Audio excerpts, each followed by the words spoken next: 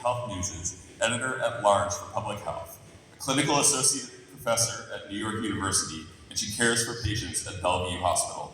She's one of the world's leading experts in science, medicine, and public health communication. She, of course, will be interviewing Sanjay Gupta. Sanjay Gupta is the multiple Emmy Award-winning chief medical correspondent for CNN, and he's host of the CNN podcast, Chasing Life. He's a practicing neurosurgeon, plays an integral role in CNN's reporting on health and medical news for all of CNN's shows domestically and internationally, and he regularly contributes to CNN Digital. Please welcome them both to the stage.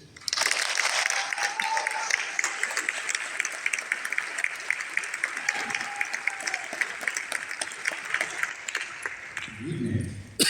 Thank you for sticking around. Sanjay just recently published his 6th book, came out in October, and it's called It Doesn't Have to Hurt. So we'll start off by talking about the new book. Sanjay, your book argues that the U.S. has a unique disdain for pain. It's a sort of cultural appeal from the rest of the world.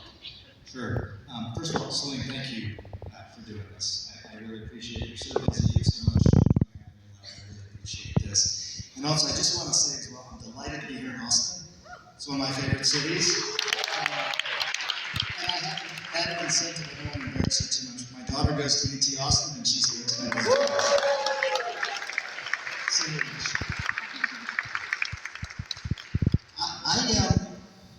I got really interested in pain because I think of this exact point that you're raising.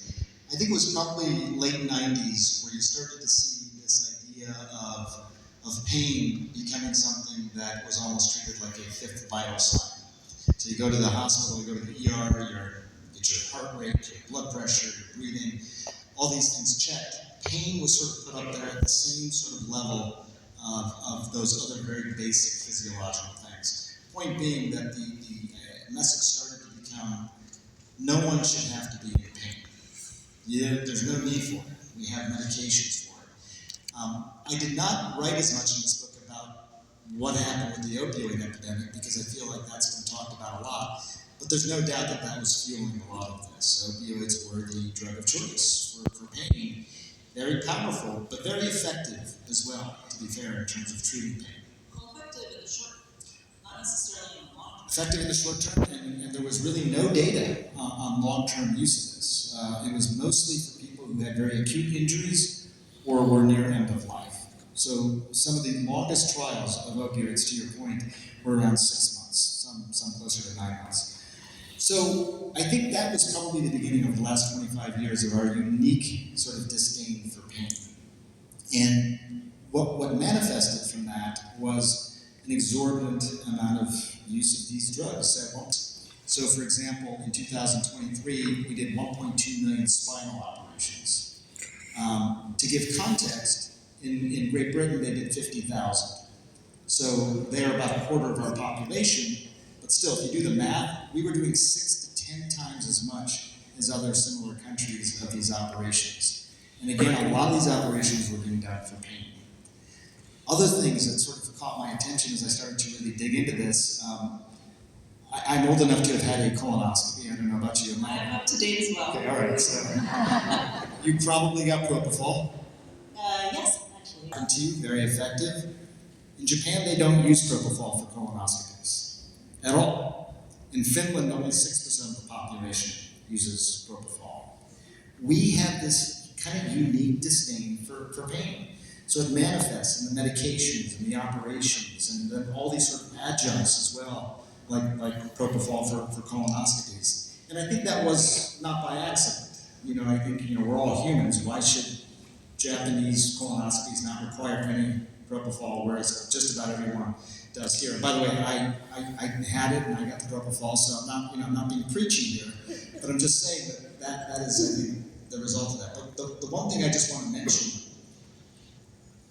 that surprised me a bit is when you have something that's so dominant as opioids, being given for everything. Sage even, she goes to get her wisdom teeth pulled out and they'll give you 30 Vicodin, things like that, is that it really suppressed other drugs from being developed for pain.